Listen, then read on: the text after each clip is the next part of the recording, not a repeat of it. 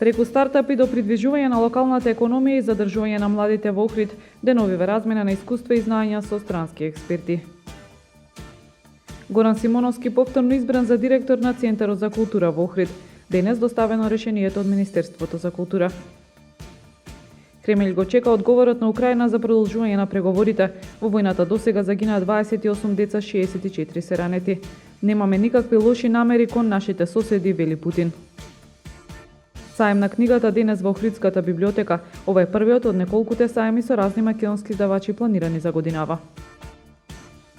Времето утре облачно со врнежи од снег, температура во интервал од 1 до 3 степени.